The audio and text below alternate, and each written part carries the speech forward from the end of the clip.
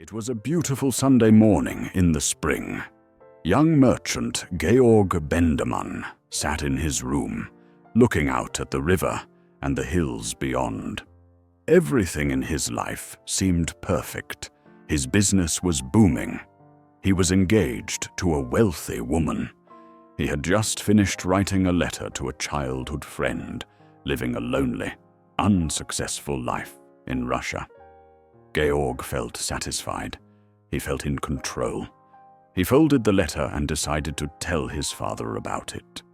Little did he know, he was walking out of reality and into a nightmare. He crossed the hallway and entered his father's room. He hadn't been in there for months. The room was dark. The curtains were drawn, blocking out the spring sunlight. The air was thick.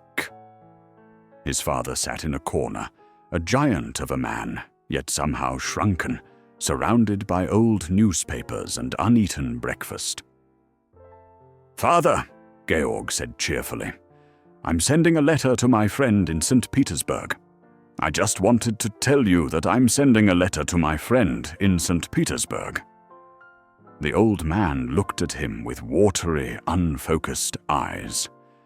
"Georg," he said in a strangely deep voice, "do you really have a friend in St. Petersburg?" Georg was confused. "Of course, father. You remember him?" He tried to change the subject. He looked at his father's dirty underwear and unkempt beard. "You're not well," Georg said. "Come, I'll help you lie down. I'll take care of you." Georg lifted his father. The old man felt light, like a skeleton. Georg carried him to the bed and tucked him in like a child. But the moment the old man touched the sheets, everything changed. He threw the blankets off.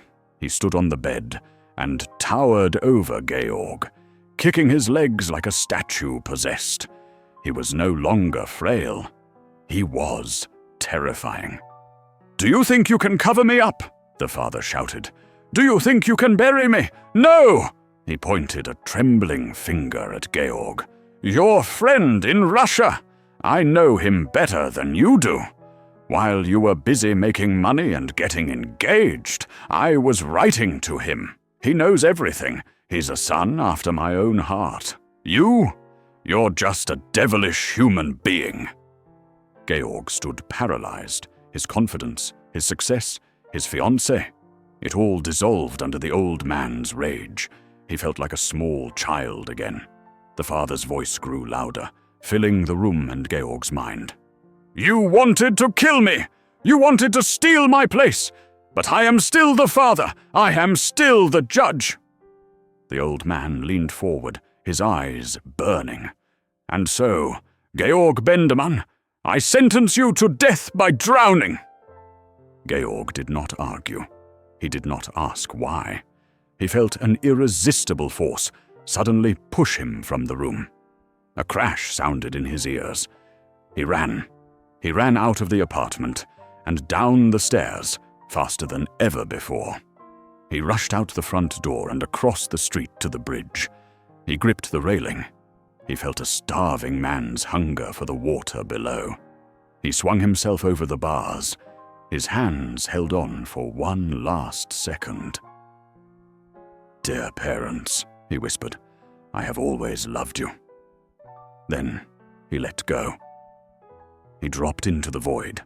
At that very moment, an endless stream of traffic was crossing the bridge. The noise of the cars and buses drowned out the splash. The judgment had been executed, and the world didn't even blink.